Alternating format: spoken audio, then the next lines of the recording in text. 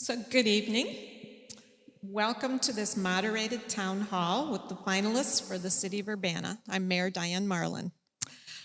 This is for the finalists for the Chief of Police for the City of Urbana. We're very pleased to have retired Police Chief Larry Boone of Norfolk, Virginia, join us today. Chief Boone emerged as the finalist for this position, resulting from a nationwide search that began last summer. Chief Boone spent 3 days in Urbana last month actually, meeting with internal and external stakeholders and various city departments. Some of the people he met with last month included leadership in the Urbana Police Department, sworn officers, civilian personnel, city department heads and deputies, fire chief, emergency medical personnel, representatives from our local hospital, the local school district. He met in ones and twos with our city council members. He met with members of the faith community, the ACLU, the NAACP, neighborhood groups, and representatives from the Community Coalition and the chair of the Civilian Police Review Board. So tonight, we continue the public participation part of the search process through 2 moderated town halls. One was held this afternoon, and then this is the one this evening. Following these town halls, we'll make decisions as to the next steps in the search process. And as a reminder, as with any City of Urbana department head or chief, the City Council approval of the mayor's appointment for Chief of Police will be required. Before we begin, I'd like to recognize members of the Urbana City Council in attendance today, and I believe Mary Alice Wu and Chris Evans are here tonight. We also owe many thanks to the Human Resources Manager, Famie Fletcher, for working with the search firm and coordinating the search efforts on our end. And I also want to thank all the city staff who are here assisting with logistics and recognize all the members of the Urbana Police Department who are with us tonight and came this afternoon. And I especially want to thank the interim police chief Rich Searles and interim deputy chief Matt Bain for their leadership of the department for the past year. We've made a lot of progress in that time. So I'd now like to introduce Tracy Parsons, who will moderate this evening's town hall. Mr. Parsons is a longtime Urbana resident. He currently serves as the Community Relations Manager for the City of Champaign, and he facilitates the Community Coalition. We're grateful for his assistance today. Again, thank you all for attending, and I'll turn this over to Tracy. Thank you, Mayor. Welcome, everyone. This is the second one of our sessions today, and look forward to moderating tonight's session. So you were asked, or the community was asked, to submit questions in advance. So I do have a copy of those questions. If something arises today that you want to get asked, please write it down. I think there's some cards up at the front desk if you don't have anything. And raise it, and staff will pick it up and then get it to me for to get it asked. So let me thank Mayor and City Council for asking me to participate. It's indeed my pleasure. We've made tremendous progress in the last decade in our police community relations, issues, subjects. We've had, I like to talk about this time in spaces and periods. So we're in post-George Floyd era of our work and police accountability and partnership with police and police engagement and all of those kind of things. So we've made, as a community, I believe, tremendous progress. Have we gotten everything right? No. Have we gotten everything wrong? Absolutely not. And so our ability to keep addressing these really tough, challenging, complex issues speaks to our community. And so we're here today. I would think 10 years ago, we wouldn't be sitting in this space. And the fact that we have opportunities for community to participate and be engaged is a testament, again, to the mayor and the council and the city staff. So I have, again, some prepared questions. I'll kind of go through those. And Yeah. So, Chief, thank you. Welcome to Urbana. We'll start off and just allow you to ask you to make a few opening comments. Well, good evening, everyone. I want to thank you all for being here. I know this is a very important decision for the city of Urbana, particularly in the era of post-George Floyd. Many cities throughout the nation is struggling finding that fit, that fit that one supports a rank and file, that fit that two supports the community as well as city government. You know, I had an opportunity to interview with a couple other cities just a little bit larger than Urbana. Some of you may know about that if you've done any research on me. And if you have done any research on me, I'm certainly no mystery. I'm kind of a personality that leads from the front. I have a tendency to speak with big teeth, so to speak. And as such, some larger agencies were a bit intimidated by that. They wanted me to be their police chief, but they were a bit intimidated by, one, I'm very transparent. Two, I demand diversity, but inclusion as well. Three, we're going to be in partnership with the community. And I'm going to hold officers accountable, but more importantly, I'm going to hold the community accountable as well. It goes both ways, folks.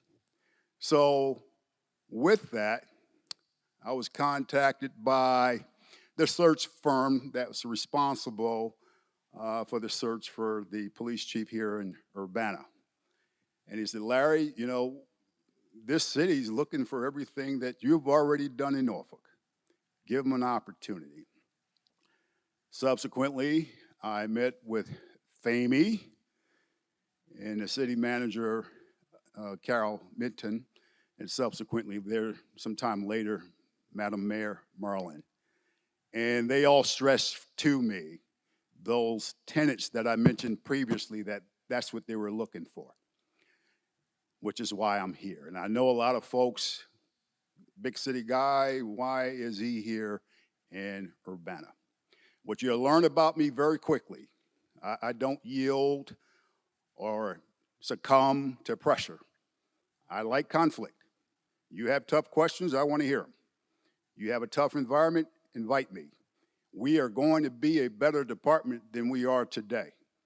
We will be that department in the 21st century that requires inclusion, diversity, respect tomorrow. And I'll yield there. All right.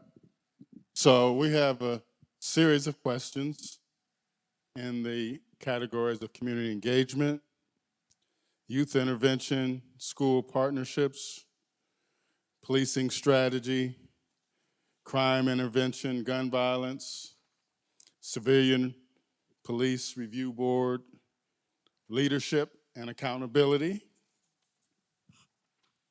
diversity,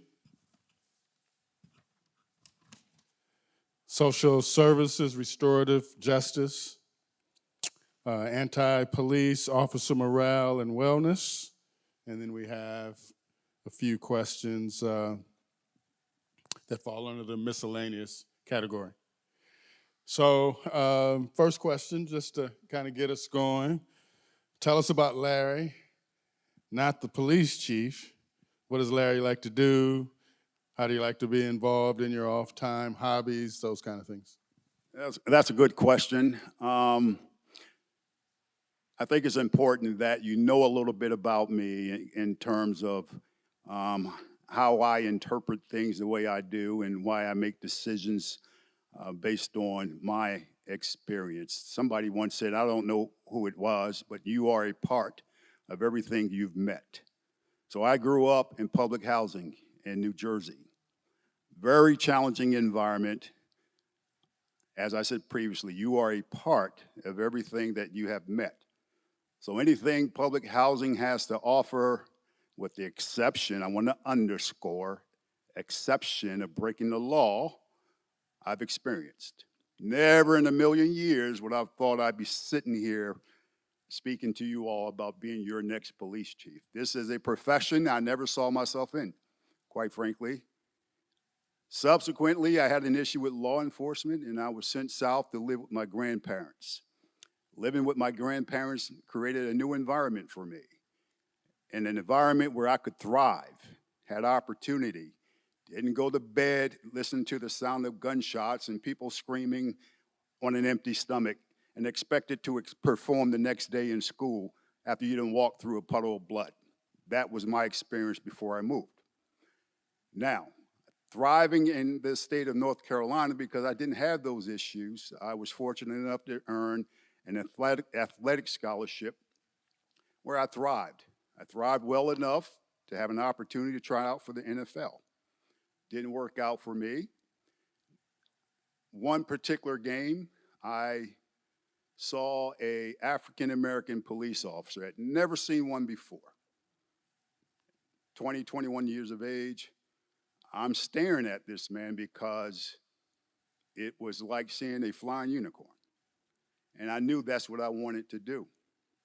Subsequently, I joined the Norfolk Police Department, and I had a very thriving career. I managed to occupy every rank: corporal, sergeant, lieutenant captain, assistant chief, deputy chief, chief. The Norfolk Police Department is about 234 years old. I'm the only officer to ever occupied every rank. So I come with a vast amount of experience from a large city. So to answer your question, what do I like to do? I like to work out. I like to read. I love movies. I said this to the last crowd. My favorite type of movies are gangster movies, believe it or not. My favorite movie is Scarface, believe it or not. Conversely, It's a Wonderful World is my other favorite movie. I watch that every Christmas Eve. Big, 6'2", 245 man, tears rolling down his eye. It's a wonderful world. But, you know, I love people. I love all people.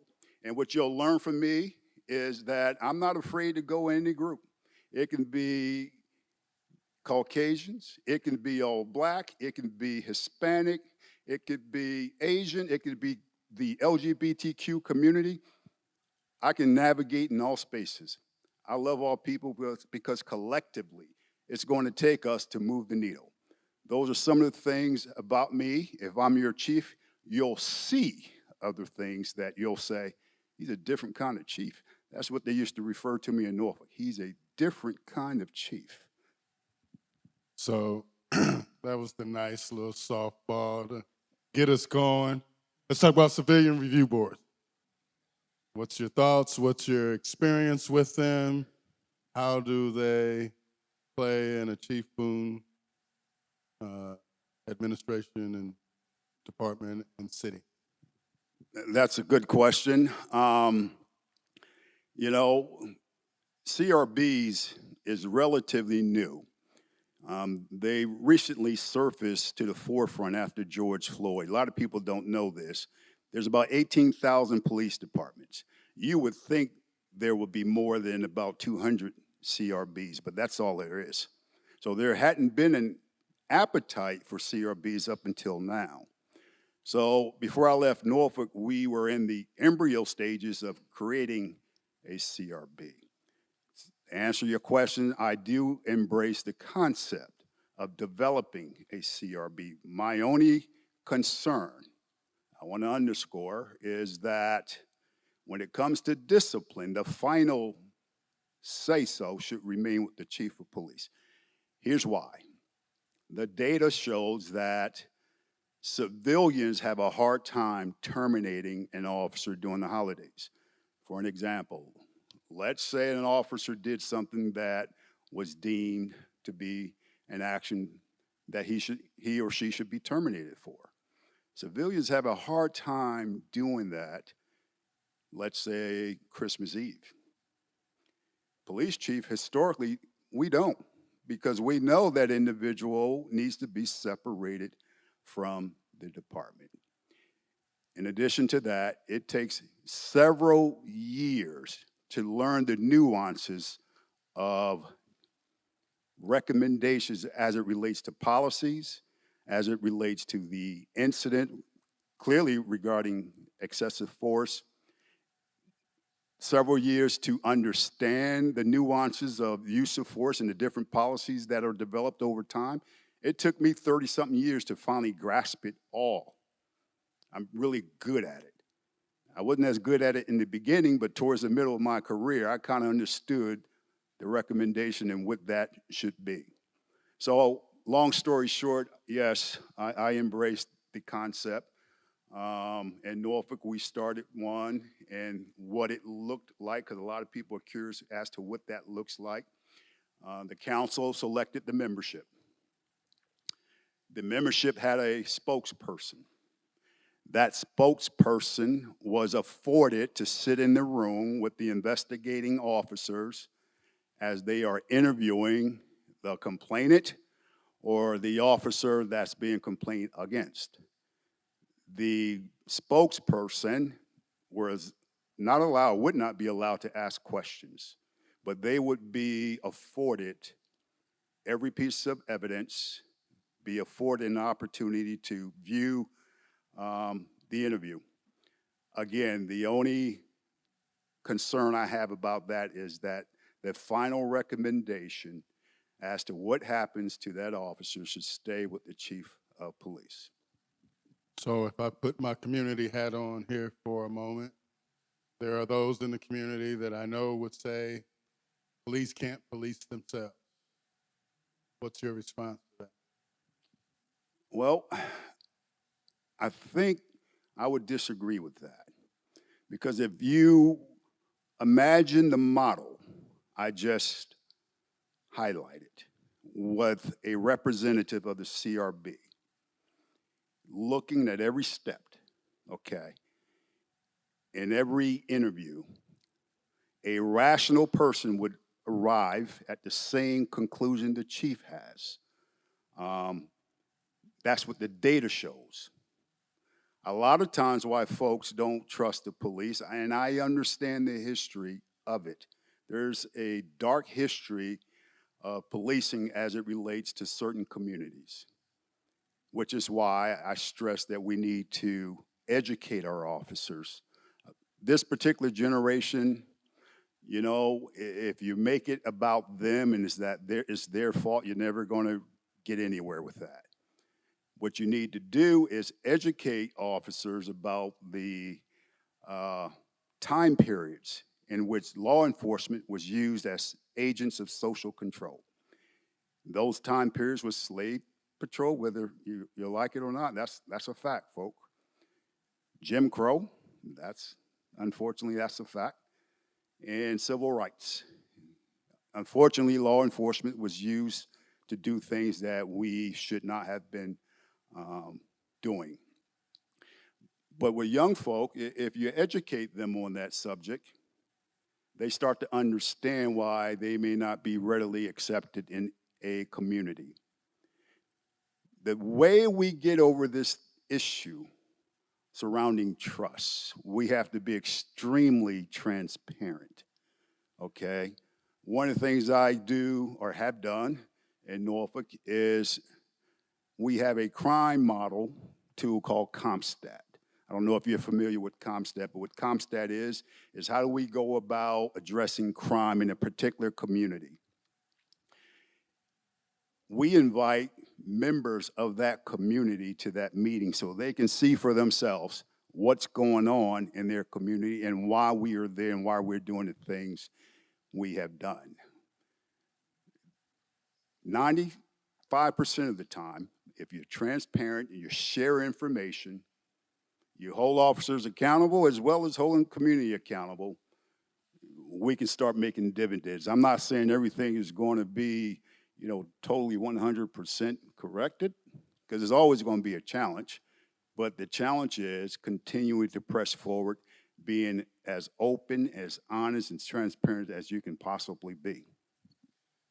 One of the parts that I really like about our conversation and our discussion, and I said it in the first group, and I say it now, our history and how we have and where we are with our history is earned, right? So when we talk about trust and lack of trust and all of those historical things and the roles that I love Chief just identified, that's helped create the environment we have today. And so we have to be honest and direct and intentional to correct that and change that. And so I just appreciate that about you and your directness with your response. So community-oriented policing means a lot of different things to different constituent groups, I think. Talk a little bit about community-oriented policing in your department, parts of it that you've implemented, and then what you've learned about it just doing it over the years. Sure. So when you talk about community policing, it's different and it looks different for every city. And that's going to be based on demographics, history, and needs. So in the city of Norfolk, we're about 250,000 folk. About 45% of the population is Caucasian, another 42% is African American, the other percentages is a growing Hispanic community. The way I operate is I look for opportunities where, one, it's clear we need to do something different. Two, that something different involves an incident that has created local, state, and national news. Here's an example. We had a young investigator, well-meaning, Caucasian investigator, investigate a homicide. The homicide involved a member of the LGBTQ plus community. And when he went to make notification to the family, he used the wrong pronoun. The family got upset. The LGBTQ plus community was upset. So where I intervened is when they wanted the officer to be terminated. It's a mistake of the head folk. He didn't mean it, he didn't know. As leadership, it's incumbent upon me to avert those hiccups. So what we did as an organization, we partnered with the LGBTQ plus community, and we developed Virginia's very first transgender policy and how we go about and interfacing with that community so that we don't make those mistakes again. Because from a leadership position, when officer makes mistakes, and they're going to make mistakes, and you don't have a policy so that they can guide themselves, shame on you, it's your fault. So that was on me. But the beauty of it is, once we made that policy, it was my executive staff, in addition to members of the LGBTQ plus community, together, making a policy that would change the trajectory of how we interface with them. And we received dividends from that like nobody's business. We have the largest, one of the largest on the East Coast, gay pride parade, about 50, 60,000 folk. They have no problem, zero problem with our officers participating in uniform. It's because we've been intentional. Everything we did is intentional. And being intentional from law enforcement is going to require you sometimes to be vulnerable. That's okay. That's okay, and that's fine. That's how we grow together. That's just one example. I have several examples, but in the interest of time, I'll just share that one with you because that's the one that jumps out in front of me. So let's talk about our young population, our youth. Question just talks about plans to reduce negative interactions between our youth. And if you talk about youth of color, you talk about our LGBTQ plus community, what can we do? What can law enforcement do to help build bridges and address, again, the challenges with working with young people?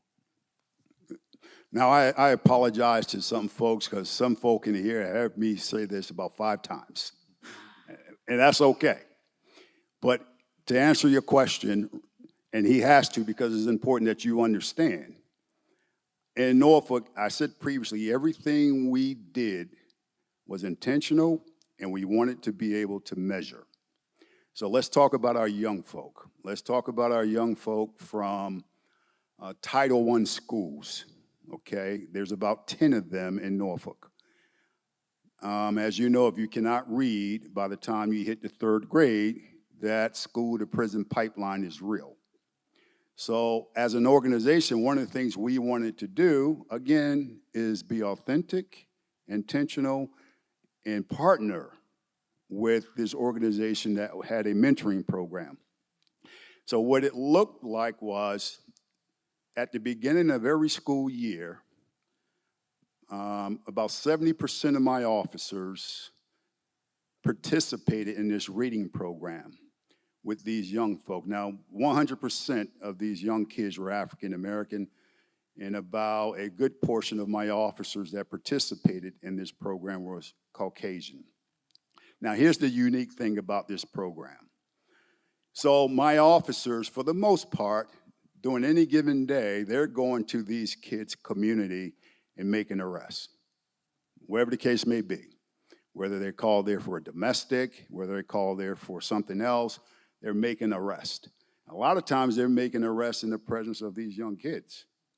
So you can only imagine what that starts to do to their psyche. You can only imagine, you know, hearing old folk or older folk in the community talk about the officers as they respond. So the other side of that is you got officers starting to develop preconceived notion about people that live in these communities. So at the end of a school year, they met once or twice a week for an hour. All right, so you have a young kid looking up to an officer who's teaching him or her how to read, and you have an officer looking at a kid that could be possibly his son or daughter, or niece or nephew. As they work together, they're breaking down these biases that are developed. And biases tend to be developed because of what? You're not connecting. You're not talking. You're not getting in that personable space. As a society, particularly as law enforcement, we're scared to do that sometimes. It's easy for us to be Joe Friday, but sometimes we got to be vulnerable. So at the end of that school year, okay, you have a student who goes home throughout the school year and tell his parent about Officer John, who's helped him with whatever the case may be. I've seen these officers go in their pockets, all right, and provide for these kids that may be lacking, whether it's a clean shirt, a clean pair of underwear, whatever the case may be. I've seen it, okay? But at the same time, you have a relationship at the end of the school year where a group in a community, not entirely, but some, may think officers are one way, but now they have an opportunity to see officers that are truly, okay, protecting and serving. And they can read by the time they hit the 3rd grade. Okay. So one of the things you mentioned earlier was age grouping. So you talked about working with younger youth versus, I'll just say, high school age youth. And you had, I thought, interesting philosophy and approaches to that. Yeah, so what we said earlier, you know, when you say youth, I don't know any kid, okay? You don't walk into an elementary school and the fire chief walk down the hall, I want to be a fire chief, I want to be a policeman. They all do that. I don't care what anybody say. This narrative about youth being afraid, that's crap, okay? What changes, because there is a change, they get in high school. So we got to come up with creative ways to embrace them. One of the things we did in Norfolk, okay, was create opportunities for those folks to seek employment. Everybody's not going to college, folks. Not happening. So we partnered with Target, Walmart, some of the automobile shops, as well as some other folks, such as the U.S. Army. And we help these kids develop resumes, fill out job applications. We had an employment workshop day. These kids who typically may or may not graduate, who typically may or may not get involved in street crime, now had a job waiting for them once they finish school. Everything we do, okay, and this is just who I am. I know a lot of cities have coffee with the cop, and that's fine. That's just conversation. Everybody feel good, then you go your separate ways. That's all that is. Everything we do is going to be measured. Everything we do, you're going to say, that's a different department. Everything we do, you're going to say, I have a different perspective of this department now. Everything we do internally, you will say, man, why hadn't we done this before? I promise you, as I'm talking to you, we will be a different department. We will be that department that everybody looks over the fence and say, I wish we could be like them. Now, we're going to have our challenges. That's fine. That's what this work brings. It's going to bring challenges. But we're going to be better. And we're going to be a 21st century police department, a department that supports its officers. I'm going to require you to say, good job, officer. Doesn't hurt. Doesn't hurt. Because when I hold them accountable, you're certainly going to have something to say then. So when they do something good, because most officers do the good stuff most of the time. That's a fact. We have some hiccups, and I won't say that one rotten apple. Any chief says that, they're lying. There's a couple. That's fine. That's fine, and we'll deal with them. But for the most part, and I'll go to my grave saying this, and I'll stand perpendicular to this floor, the majority of cops are good people. I've seen far too many times them reach into their pockets and provide funding for children that weren't theirs because they wouldn't have a Christmas or whatever the case may be. You know, as a police chief, it's a hard job. It really is. It's nonstop, you know. But one of the things I know about having successes is doing stuff folks don't expect you to do. You know, when I go to meetings like this, I give my personal cell phone out. I expect you to call me. People want that. They want to know that you're relatable. They want to know they can reach you. People call me 1 o'clock in the morning. Chief Boone, how can I help you? They're shocked. They're shocked. I do it. I just don't do it. I demand that my staff do it as well. It becomes contagious, and it moves the needle in a certain direction that we aren't doing now. It only benefits everyone. I know I was a bit long-winded. I get excited about it. Oh, no, you're good. I was just thinking about this, keeping your phone open all night and folks calling you out. Well, you know, the beauty of it is, the reality of it is, you don't get that many calls. Yeah. You really don't. You do, but at the city of 250,000, I probably got 7 a week. Yeah, folks want to know you're accessible and you're reachable. Yeah. So I want to talk about diversity a little bit. We have just a handful of minority and women police officers on our force. What's your approach as it relates to minority, the internal officers on your team? Yeah, minority representation falls under this umbrella from my professional lens. African Americans, females, members of the LGBTQ plus community, Asians, and Hispanics. In the state of Virginia, there's about 22,000 officers. Only 700 fall into that category that I just highlighted. So clearly, there's an issue there. But I'm proud to say in Norfolk, we didn't have that issue. We are the most diverse police department in the state. That didn't happen overnight. That was through intentional acts. Now, when I say intentional acts, somebody may say, there you go, you're giving it to them. No, that's not how it works. You create a platform where it's equitable, and everybody has an opportunity to compete. And then when you have the moral courage to select someone that typically would not be selected, That's how you start changing the trajectory of diversity. In Norfolk, under my leadership, we had our very first African-American female assistant chief. Now, this department is 234 years old. Listen to what I just said, okay? That was just 2 years ago. Our very first African-American female captain. Our very first, two of them, Caucasian members of the LGBTQ plus community. I knew I'd butcher that sooner or later. But nonetheless, we seek diversity, not just diversity, inclusion. Here's an example, and I used this earlier. When I got to the rank of assistant chief, I'm in the room with the big boys now, okay? You know, bright, shiny badges, broad shoulders. I'm the only minority in there. And one of the complaints from the minority officers were, we don't get a chance to go to some of these trainings. And in my organization, every chief has to sign off on the document that supports who's going to this training. Well, when the document got to me, I looked at the list. There's about 40 people, give or take. All of them were white males. And I looked at the chief and I was like, I can't sign this. And he said, what's the problem? And I told him obviously what the problem was.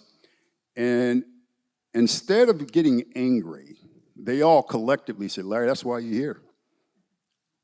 That's why you're here, because we didn't see this, and we should have. And they told me they felt ashamed.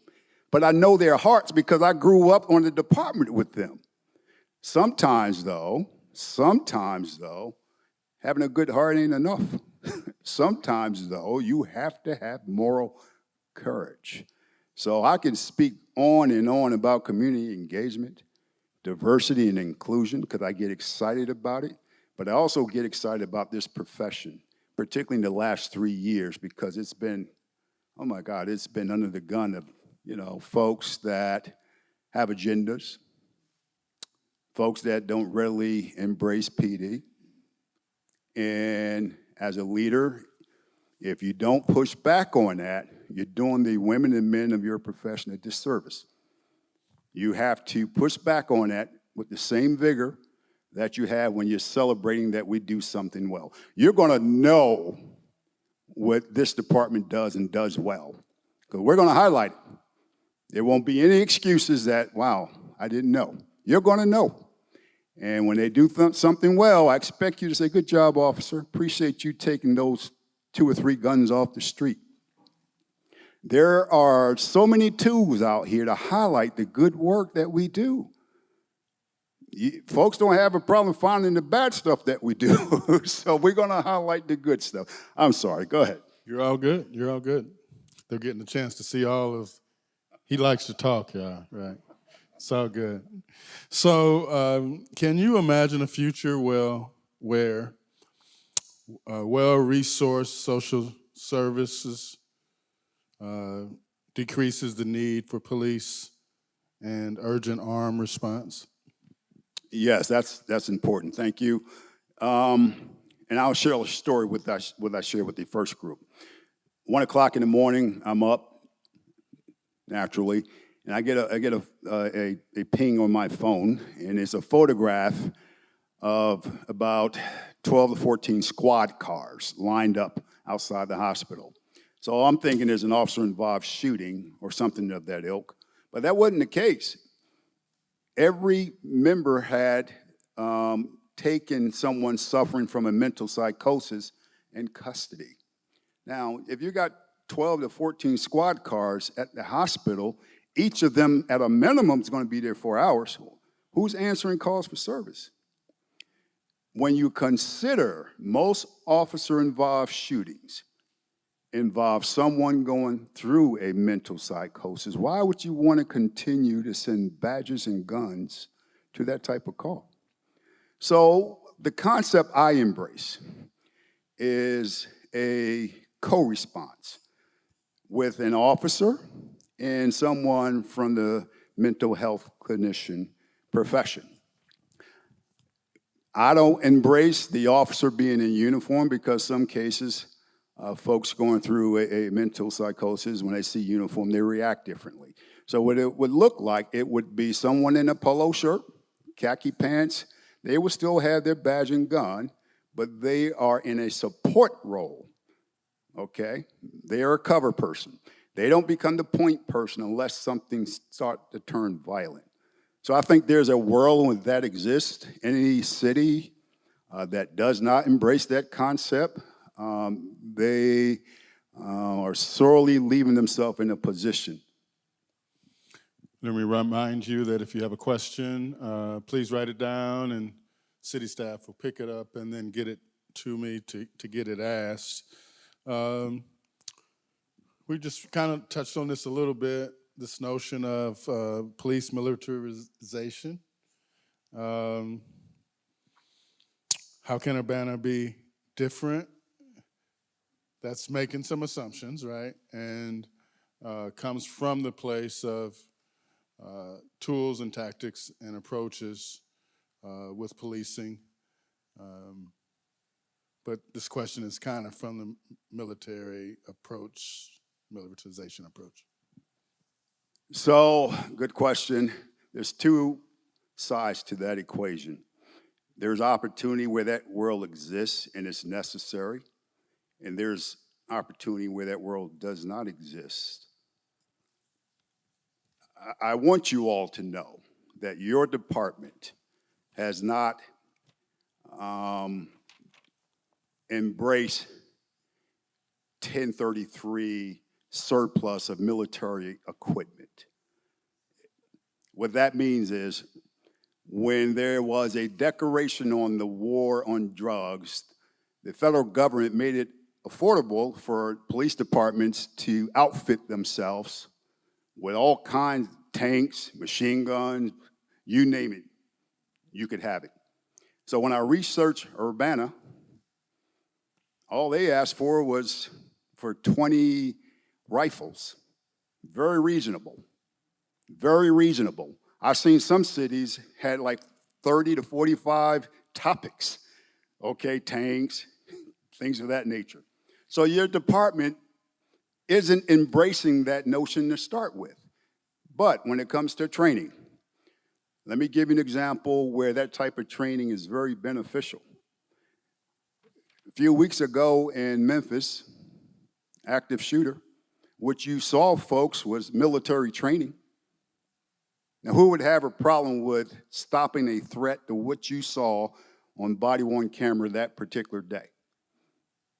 That video will be a training tool for the nation to see.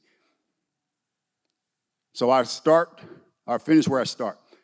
In some cases, it's necessary. In some cases, it isn't. So our community, like most across the country, has experienced an unprecedented level of gun violence. Really since 2015 is when we started seeing the increase.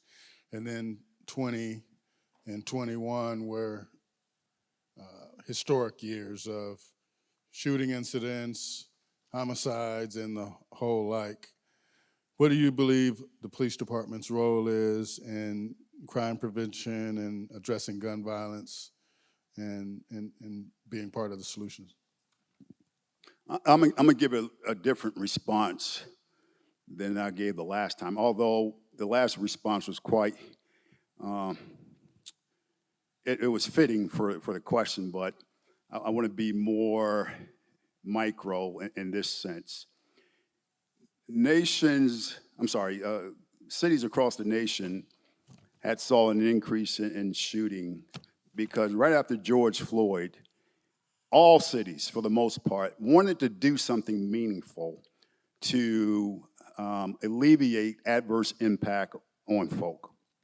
And one of the things they did that I disagree with is they put a moratorium on pursuits and vehicle stops. Any city that did that, they saw an increase in shooting. We did it in Norfolk. And what happened was the bad guy said they won't chase you anymore. They only chase you for X, Y, and Z. So you saw stolen cars go up. In addition to stolen cars, you saw folks traveling with guns, stolen guns. In addition to that, you saw the number of drive-by shootings go up. Now, I understand what cities were trying to do. They were trying to lessen the impact on traffic stops that seem nefarious. That's fair. But there's a way to do that where you have law and order in place as well as what you train these officers to do. I submit to you, any city that puts a moratorium on pursuits, any city that puts a moratorium on traffic stops, you're asking for crime to go up, because any city that did that, the data says it has. That's a fact. I know that may not be very palatable to some of you, but I told you earlier, I speak with big teeth, and that's where I stand on that. You can do both. You can enforce the law through the lens of procedural justice, and at the same time, you can keep people safe. What would you rather have, a traffic stop or a drive-by shooting? Pick your poison. So let me push you a little bit. Many of our shooting incidents are interpersonal conflict. We do have, and it's probably debatable, so this is Tracy's opinion, but we have cliques more than we have gangs. And majority of our shooting incidents are interpersonal conflict, which you and I get into a beef and we settle it with gunfire. How do we address that as a community from a law enforcement lens? Well, it's not just law enforcement. It's community, law enforcement, and government. You're not going to change hearts and minds overnight. So what you have to do is take the element that's causing the shootings away, or at least minimize opportunity to be in possession of said element. So when you talk about gangs, doesn't matter whether they have a title that falls under the Crips or Bloods, doesn't matter. You're right, these are informal gangs. They're no longer an OG that says you will, go out and do this for the benefit of the gang. These kids have no direction, but they have access to guns. One of the things I did in Norfolk, you heard me earlier say I came up through the ranks, and coming up through the ranks, I had an opportunity to see two different chiefs prior to me becoming chief. In our ComStat meeting, what I mentioned earlier, that meeting where you have a mechanism where you measure crime and you investigate crime, one of the things I knew from my assignment at the time I was in charge of gangs, one of the things I knew that every incident that was spoke about in those meetings was driven by a gang member. Once I realized that, I went to the chief and I said, Chief, I know this is kind of political, but if we focused on gangs as a department, and while we're focusing on gangs, we bring members in that could offer some intervention. We bring folks in that could offer some prevention in. I think we can greatly reduce crime. Chief number one said, that's too political, Larry, let's not talk about gangs. City council isn't ready for that. Salute smartly, went on. Next chief, same thing. He said, no, that's too political, let's not focus on gangs. What do you think I did when I became chief? We focused on gangs. So what happened was, whether you were in K-9, whether you were in SWAT, Vice Narcotics, everybody continued to do the job they were charged with, but they did them in those areas where we knew there was heavy gang activity, right down to traffic. Now, we didn't want to create an environment where we were over-policing, okay? Don't want to do that. But there's a process where you could police those environments and focus on the right people. So what happened over the course of my 5-year tenure, crime went down every year. In addition to that, we started looking at guns. We do a good job at focusing on the end user. We never really focus on, well, how are these kids getting these guns? So just bear with me. I got to share this with you to kind of tie it up. So in addition to focusing on gangs, when I became chief, there was an article in our local paper says Norfolk faces its most deadliest year in a decade, and this is due to gangs, rap, and guns. And that caption was accompanied by a photograph of 3 young African-American males, and they each had a gun in their hand. 2 months later, 2 of the 3 was dead due to gun violence. So at that time, I made a mandate that when we investigate a crime and it's involving a gun, we are no longer simply going to just voucher the gun and leave it alone. We are going to re-engineer who purchased the gun and where. So as I told the group earlier, 100% of our guns recovered came from one particular shop. I won't mention the name of the shop. 100% of them. 100% of the guns were bought legally. 95% of the guns ended up in our black and brown communities in the hands of convicted felons and our youth who did not purchase the guns, clearly.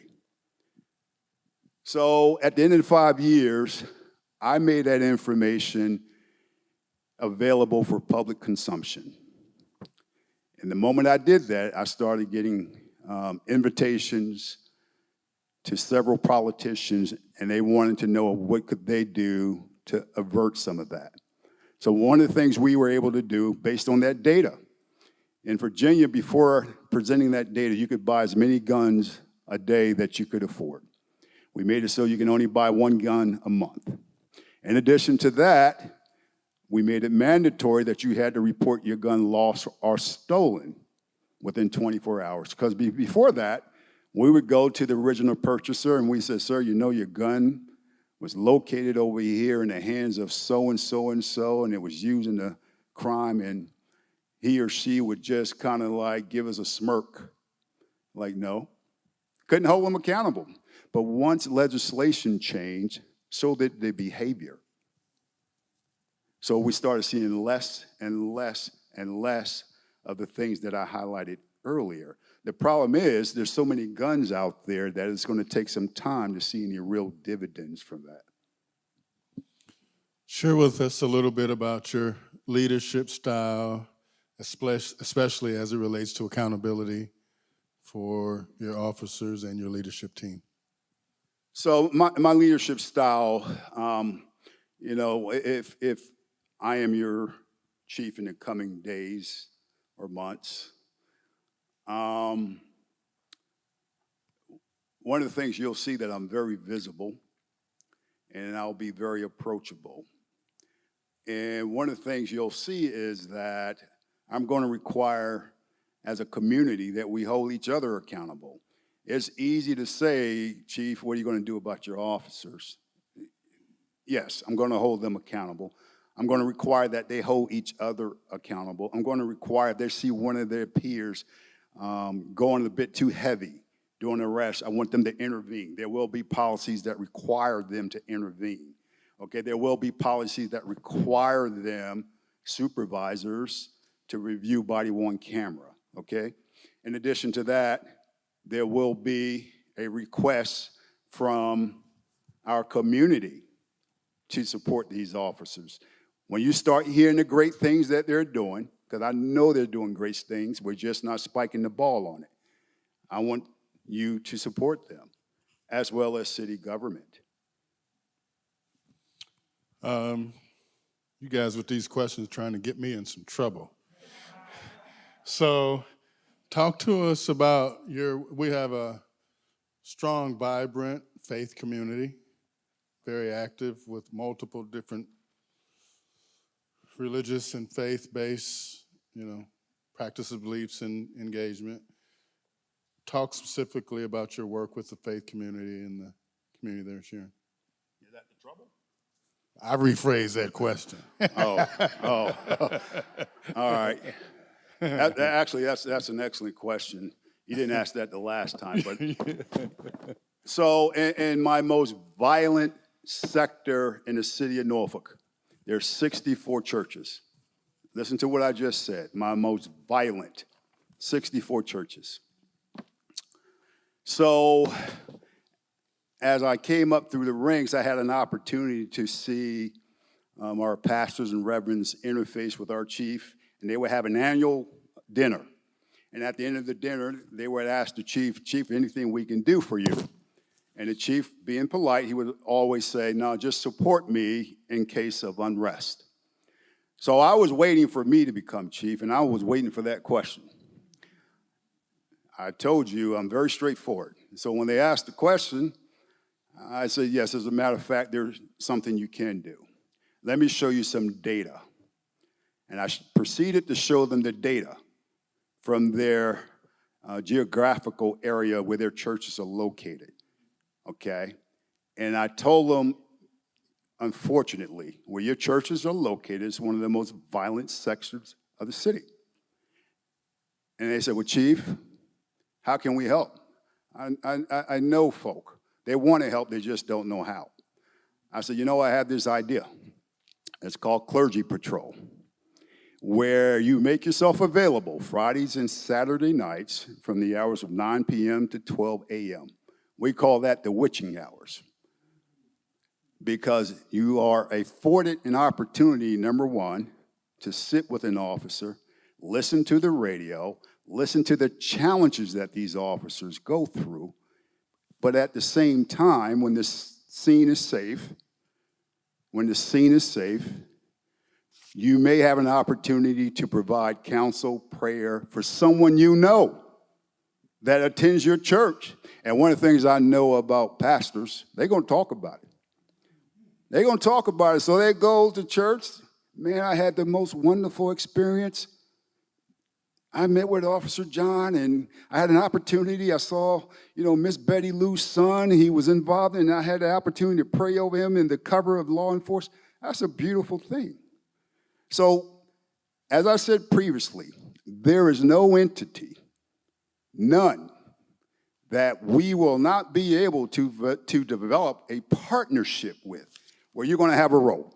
Gone are the days of you sitting back, and I'm not saying you all, I'm just saying folks, sitting back, let's see how they figure this out. I got an answer for you. We're going to do it together. That particular program, Clergy Patrol, you can Google it, Clergy Patrol, Norfolk Police Department, went international. And people are implementing it in their own fashion throughout the nation. So we're not doing that, man. If you have a question, can you write it down and staff will get it from you. We're not doing that. We're not doing that.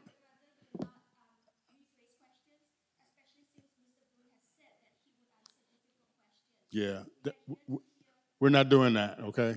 Thank you. So, I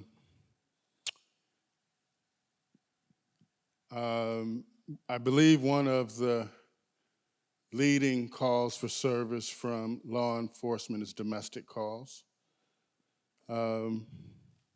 and family violence. Talk about your approach to addressing that issue. That's a good question, and I understand a lot of calls for service in Urbana surrounds that topic. One of the things in researching calls for service in this region that pops up. And there's some opportunities here to partner with various groups to surgically address those calls for service that are repeat offenders. Anytime you have calls like that, at that tune, it tends to be repeat offenders. So in Norfolk, what we develop with partnership, I'm gonna always say actionable partnerships. Resources are too low to try to do it by yourself. And if you can create that force multiplier, you can move the needle. So in Norfolk, we developed this program called the Family Justice Center. That involved the Commonwealth Attorney, not sure what they're called here, but it's the city attorney. That involved the police department, the YWCA, as well as our domestic violence unit, working from a centralized location together, okay? So that when a mother that's been violated has children, they don't have to go downtown to see the magistrate. They don't have to go to the police station to see the officer. They don't have to go over here to see the Commonwealth. Everybody works in the same building. Reducing that trauma, at the same time, you have synergy because you're getting the same information in a timely fashion. Our numbers went down drastically. And some of my conversations with some of the leadership here, I see opportunity to develop something like that at a lower level. So, why do you want to be police chief in Urbana? You know, that question, that inflates my ego.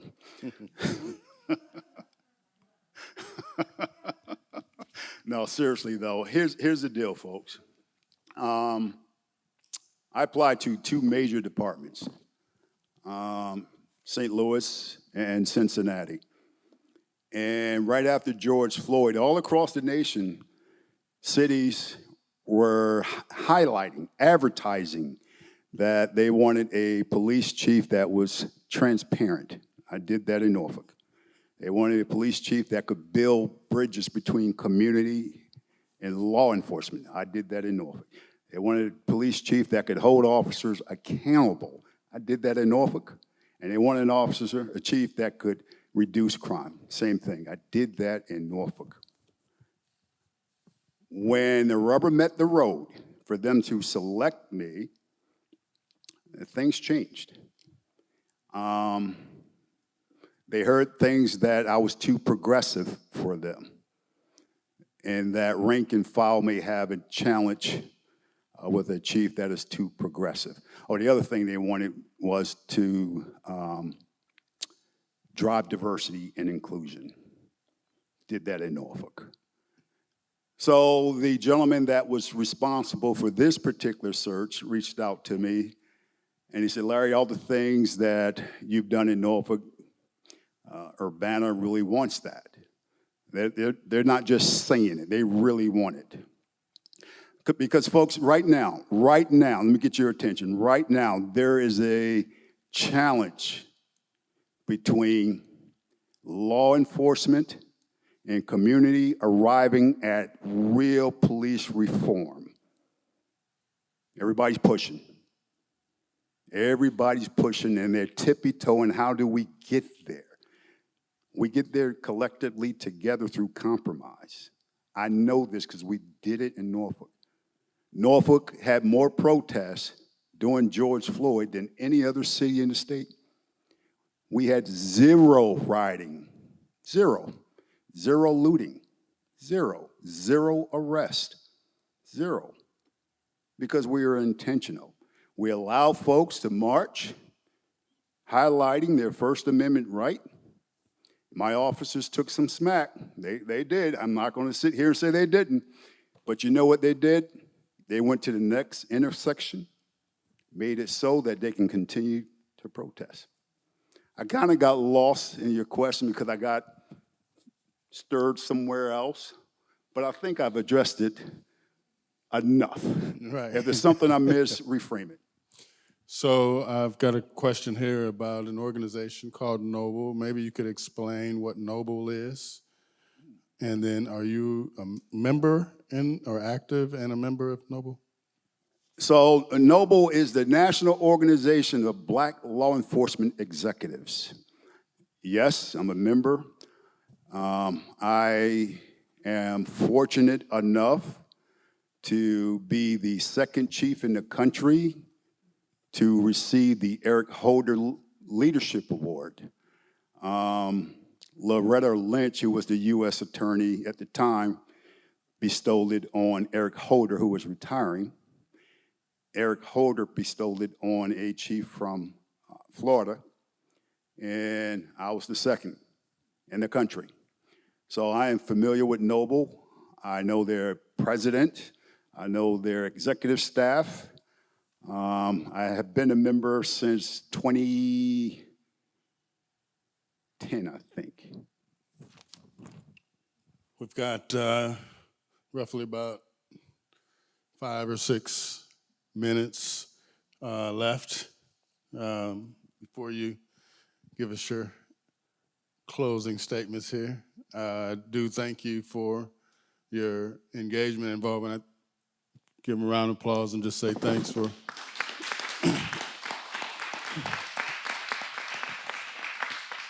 So we talked in the first session quite a bit more about your work with the LGBTQ plus community. I'd love for you to share some of that work and involvement and engagement that you've participated and share that with our second group audience. Yeah. I thought I spoke about earlier. I did. Yeah. All right. Reject my question then. Yeah.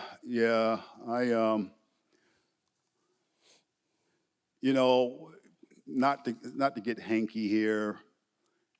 My oldest son is a transsexual male. He's the bravest person I know.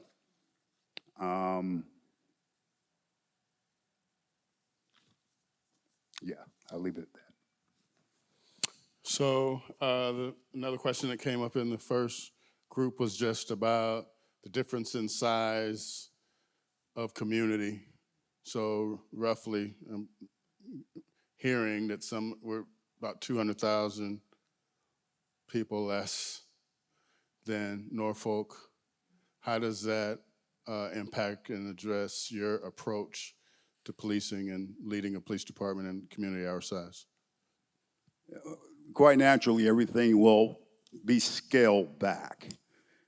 But it's interesting, when I first flew out here, I had a conversation with Famey, and on the way back from the airport, she says, "Chief, you're gonna hear some unique things about Urbana." And I said calmly, and I said, "I don't think so."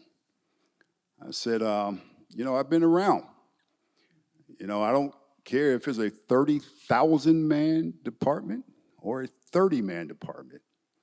I don't care if it's a 250,000 population city, 40,000. People are people. And what I confidently said to her, I won't hear anything I hadn't heard before. And I hadn't. So what would I do differently? Nothing. That was a softball.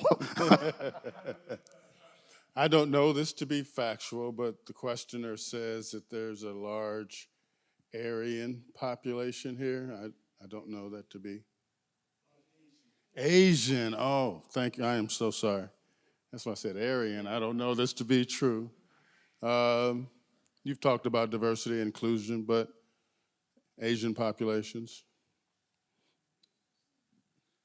So let me take the liberty to say this, and I just said it. 30 people are people, but let me highlight something that is more cogent. In Norfolk, we had a growing Hispanic population that did not trust the police, and crimes were being committed against them, and they were not reporting these crimes because they did not trust police. I told you before, for the 5th time, I'm very intentional, and I believe in actionable partnerships, and we're going to do this together. So what I did, I promoted a Hispanic liaison officer. His job was to direct us to those communities. It looked crazy in the beginning. We would go out there, when I say we, myself, my command staff, and a few officers, and we would knock on doors. They wouldn't open the doors. But we didn't stop. We continued to go. And every week, you see a little more engagement. They start pulling the curtains back, right? Next week, they're opening the door. Let us talk to them from a cracked door. The following week, they're in their yards.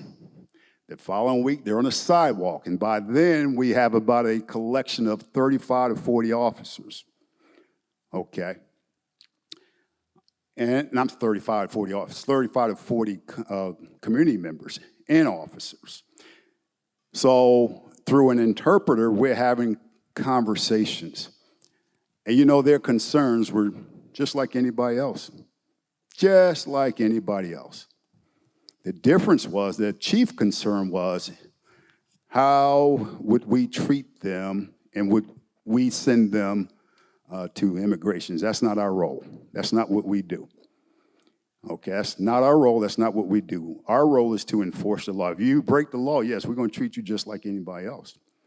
So I highlight that only to say, do you know from those intentional acts, we developed the state's first Hispanic academy, where the academy was all community members from the Hispanic community. That particular program was highlighted by ACLU in DC.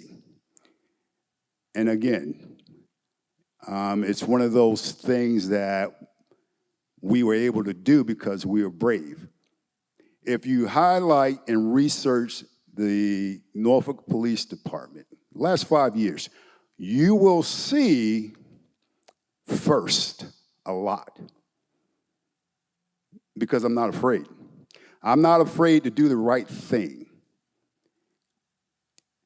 You know, one of the things that gives me joy in being a leader, I know how to do this. I know how to galvanize people. I'm a listener. Believe it or not, I'm a listener. Okay? People say, what are you going to do your first 30? Nothing. I'm just going to make myself available, meet with all groups, listen some more, and listen some more. Go to churches, go to high school events, police officer events, write notes to folks that may have had an addition to their family. You know, my job, and you'll see, I am nonstop, okay? One of the reasons I stay in the gym, so I can serve you all. That's the truth.